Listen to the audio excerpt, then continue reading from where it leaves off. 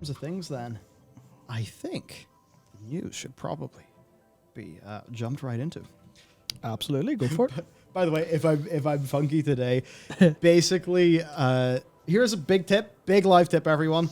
Don't have a yogurt pot for, like, I guess, breakfast, lunch. And then before that, have a coffee. And then with your yogurt pot, get a coffee. And then before you record a video, like 2 extremely stressful hours later, get a very large coffee and then down that. Because you will have too much caffeine in you and it will fuck you up. So, yeah, I'm literally like, I think I'm now at the caffeine crash stage instead of the big caffeine overdose stage, which is a massive improvement. But yes, I certainly feel like 5% of a man right now. Yeah, I mean, certainly well equipped of you to time your caffeine crash for stream beginning. Yep, but as they say, that's how the cookie crumbles. It is. So, the big thing is the Mage Tower is actually returning. That's so, yep, for wasn't clickbait last week. Nope, it wasn't. We had the question mark there. It's fine. We did. The question mark has us covered, but it is actually coming back. Now, it's not available for testing, but Blizzard have actually made the announcement. I think that's probably just because the data appeared in the data mining, and it's like, well, the jig's up. We should probably let them know what our plan is. Because, we had the Mage Tower spell changes. We then were like, oh, tier 20 recolors. Why are they here? Especially since they're tier 20 mythic recolors, I believe. I think being a mythic recolor would get a bit of prestige. Certainly would. So, yes, the Mage Tower is officially returning. And basically, right, they have said Azeroth's champions will be able to enter the Mage Tower again. This is during the Legion time walking weeks, right? Which, of course, does start off with a 2-week. Now, each challenge comprises a series of solo encounters that must be completely survived to earn rewards. And in Legion Time Walking, they will not require that you have an artifact or that you originally played Legion. While they were quite difficult for most of Legion, they are tuning the encounters in Time Walking to normalize player power. So what your character is will be squished down and normalized, meaning that they will, I suppose then, just provide a flat challenge. Which is good, because it means the challenge is what it's supposed to be. Which is interesting to me, because I do wonder, will this Mage Tower in fact be harder than patch 7.3? Mage Tower. You would do kind of wonder. Definitely hope so. That's for sure. Because I think one of the things is people are generally annoyed by that because it was ultimately this really hard thing. So, but you no way of like outside of literally having a recording of the date you did it on. There's no way to actually communicate whether or not you were one of the badasses who fought Cruel as a prot paladin and lived in whenever the Mage Tower came out, or if you did it a little bit later with Antaurus gear. So I can't remember when I did it, but it was certainly hard, and I'm really looking forward to doing this again.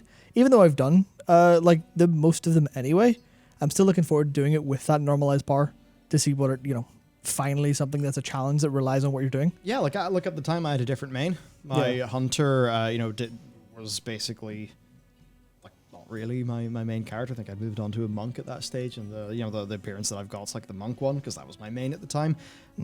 So yeah, now that this is back, doing my hunter should be fun. They say with the intention of providing meaningful level of difficulty to current players, I hope so. Which is a good thing.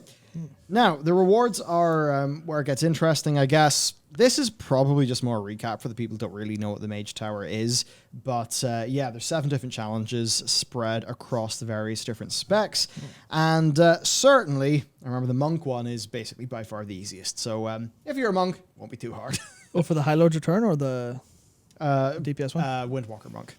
Oh, Windwalker, it's pretty... Because that's the one I did, and it is basically just solved with... I think it's like a weak aura to like kick a spell or something.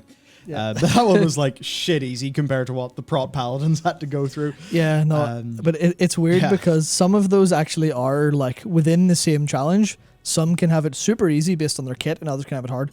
Like prot paladin was the one that was considered the hardest. Yeah. Just because of a couple of different bits, because it was tuned differently for each spec based on what they could do, but also some things just made you live.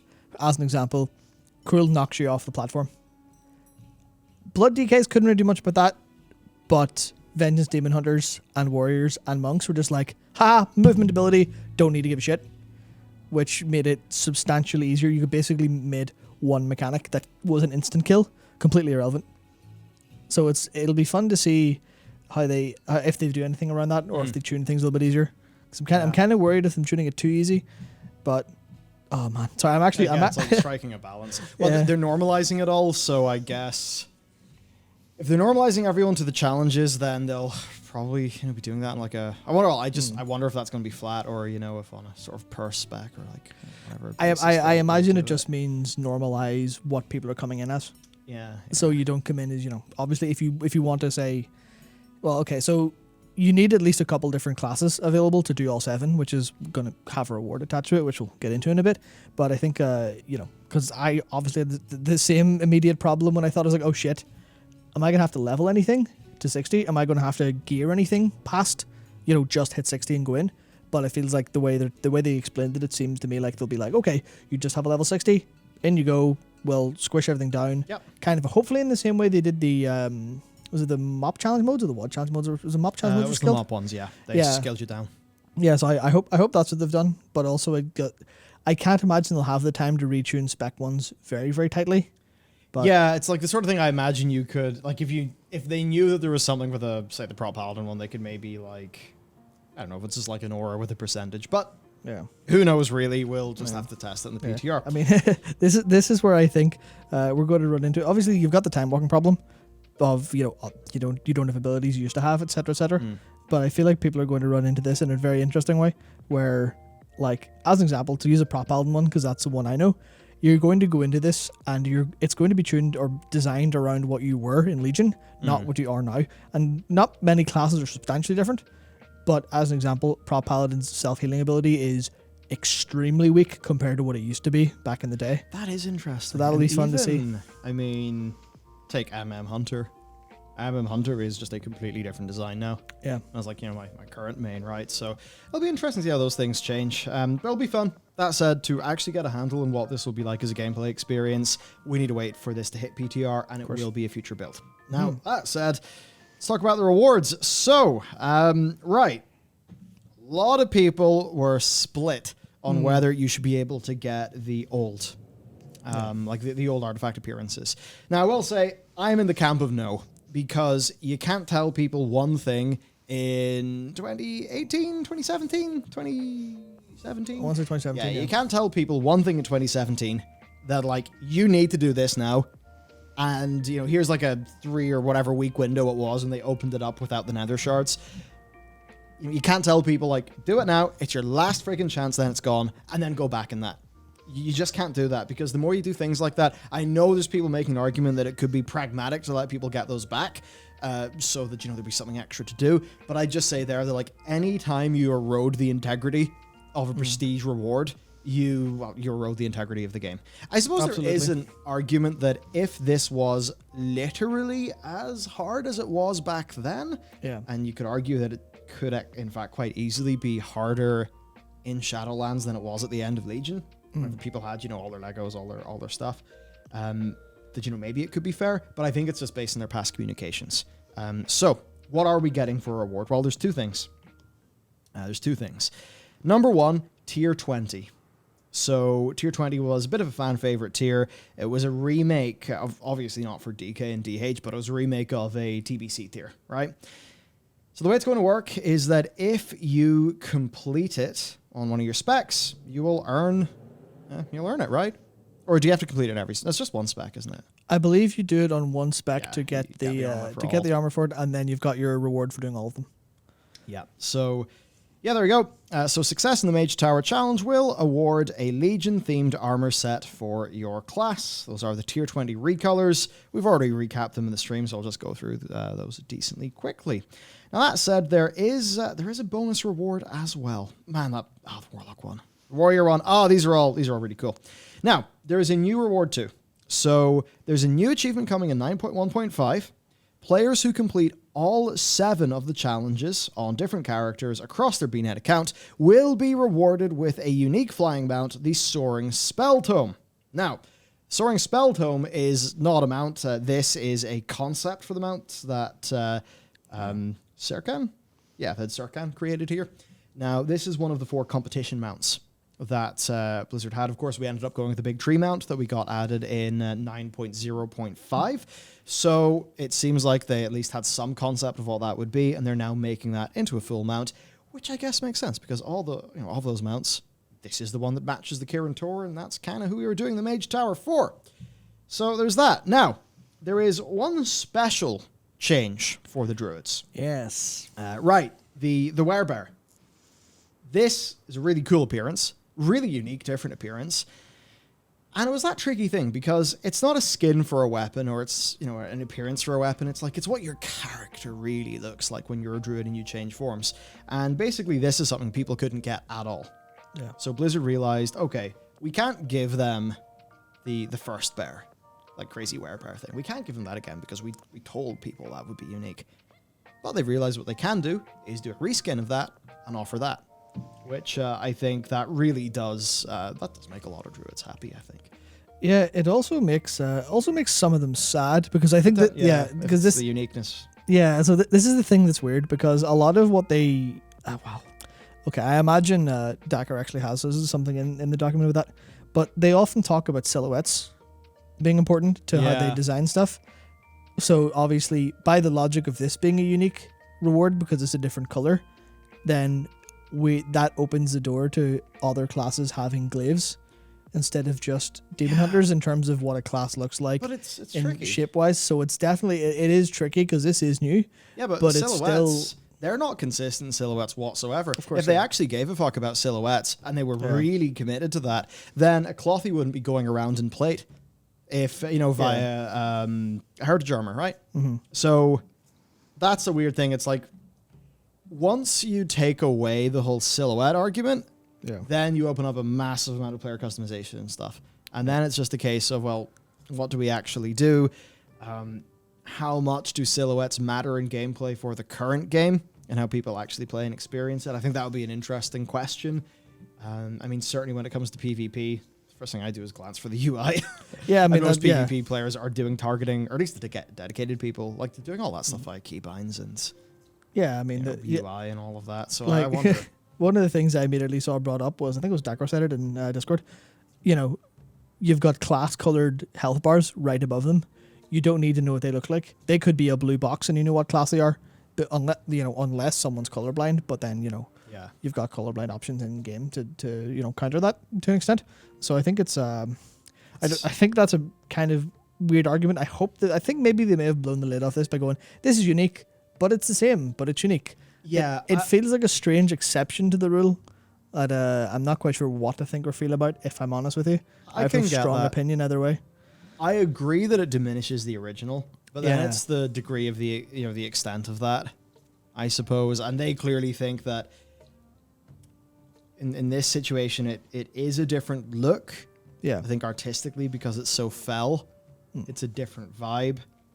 It's a different skin. So somebody who's rocking the original is 100% always going to be known as to have done it back then. But then even that's interesting because to a lot of people, like, this is a super Legion themed one, and this maybe isn't even the fit that they would want, especially if you think about what a druid player is going to have a natural affinity to, which is probably less fell. It's probably more like life and nature vibes. To be fair, I genuinely feel that about the vast majority of decisions they make in terms of what armor's wearing, especially ever since class sets went away.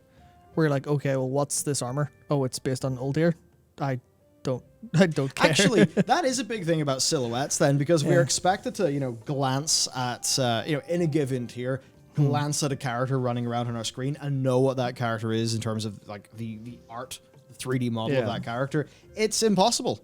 Because it's literally impossible. Yeah, a paladin and a warrior are going to be wearing the same gear. Yep. So, good point. Good point. Yeah. No, there's a lot of people like. I don't say people are like mad about this because that's maybe overselling it, but they definitely feel strongly some way or the other, and I can kind of see Blizzard they're in a bit of a tough position, but I think what makes it worse for them overall is that they haven't stuck to their guns in a sense, where there's no feral form for this.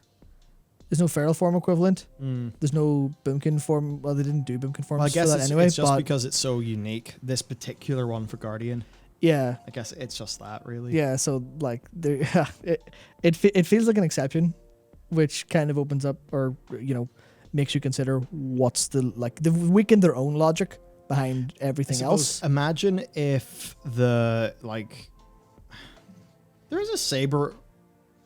Why am I thinking there's a saber on druid? You're thinking of the Claws of Shrivala. That is what I'm thinking of. Yeah. Yeah, so it's like if the Claws of Shrivala effect was on Mage Tower for Feral. Or wait, is it? I think I'm actually just confusing myself in circles. Point basically is the other things are different variations of basically a bear silhouette, whereas this is a big werebear and it's different. I think that's why they felt the need. This is a new model that you couldn't get and now you can get. Yeah. Which I think boils down to why people will be mad about this. So it's interesting. I feel like the current state of how to handle this is really messy because of, like you were saying, the messaging they had of actually using, the idea of get this now, it's your last chance, please, work through it and get it done. Which I think is FOMO aside as a kind of consideration, I think it shows they should, going forward, start with the idea of this is a normalized challenge. It will remain forever. Maybe it's only up, no, I don't even want to go that way. Just it should be up. It should be a more difficult challenge over time. Yeah, because I think that's cleaner overall, and people enjoy that more.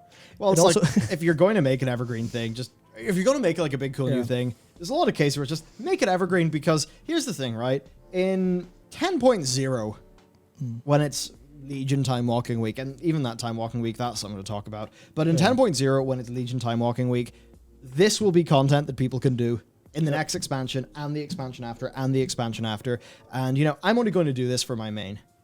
I mean, it's not really my favorite hunter tier, but I'm going to do it for my main anyway. But let's just say the next expansion, I have a different main. Time Walking Week comes up. Okay, cool, let's do it. Right? Yeah. That's why generally, what I would want is a new form of content that achieves this. Yeah. That is not in the cards for 9.1.5. At least in this, with this, there is... It's not exactly a new thing to do, but it's a thing you could do that is relevant. The old prestige rewards are kept as so, and this is a way that... I mean, look, this is another reason for somebody to log in and actually have some fun in some challenging gameplay. Right now, I think WoW is just direly needing that, quite simply. Of course. So because of that, I totally understand people's concerns. I think that this is the right move. And I think that if they do this, and it's quite popular with players, I'm not going to say that would mean that patch 9.2 would have a similar thing because maybe, just the time wouldn't work. But maybe it would mean that 10.0 would prioritize a few more things like this. And I just sort of see that as this is maybe more the format of content that we would like to see. So while it's not new, if this can reprove that it's something good, then maybe that this can help people greenlight features that players are more interested in the next expansion. I think a decent example of this is so Last Airbender and Legend of Korra did extremely well on Netflix. Those are really in the grand scheme of things now, kind of older shows. They did so well on Netflix that they were, was it Bryke? Is what you call this? It's the combo name for the pair of them. Couldn't tell you. The two creators anyway. It did well enough. They were able to get Avatar Studios founded. Right? And I think there's a few other shows that, they've had their second lease of life in a streaming platform, and then that has perhaps led to talks happening to bring that show back. Now, hopefully when things are brought back, they're not shit, and that certainly, hey, I'm a Star Trek fan, and they've basically ruined it. But you know what? I can talk about what they've done to Picard and the general state of the freaking travesty of disgustingly written show, Star Trek Discovery. I can do that later. But point is, if the Mage Tower can get a second lease of life, then maybe, one of our people in Blizzard can make a more compelling pitch to their boss to get the sort of feature that we would like in the next expansion. Yeah. Or maybe even in 9.2 if that is somehow possible. Right? That's kind of the angle I'm thinking about this through. Yeah, that would certainly be the goal, because obviously this is, it shows how much of a cynic I sort of can be internally, not necessarily manifested, but can be, is that this is, this is the Mage Tower coming back. If Mage Tower comes back, it's available every couple of months or every half a year at this rate with how time walking works. Is that going to be it? The Mage Tower's back. job well done. That's it there. We've replaced the idea of new versions of content with making old content available. Because obviously that's one fear I have, but the point is it needs to be the case of this, like you say, this needs to pave the way for the new version of it. Yeah, it must be both. Yeah, so. Yeah, pretty simple. It's got to be both. And nice one, Michael, hitting the microphone. Yep. And I just wonder, are there other things like, at least Deaths of Chromie. That's something that you can go back and do at any time. And I would then wonder with Deaths of Chromie, is that the sort of thing where, in a 0.15 or 0.5 patch, could somebody add a new like wing to Deaths of Chromie? And you brought this up earlier, add a new challenge to that. Something that makes it harder, maybe a new version of it, a new mode of it, maybe a mode of it that involves like some more difficult combat or something, and maybe that mode has got a cool new reward. And then suddenly there's, you track that forward, 2 years, and suddenly Death of Chromie has got multiple modes with a bunch of really cool prestige rewards. And that's just shit that people could do at any point in time. And I think that would be kind of cool. And if it is even going to all be normalized, I mean, what if it is then the case where it's like a version of it when you're killing the mobs, you get a little bit of XP, and it's not the sort of thing where somebody's going to be power leveling through Deaths of Chromie, but maybe it's a thing you can do when you're boosting up another, or not boosting, I'm like leveling fast or whatever, another tune. And I think it's just like that openness that's what we need.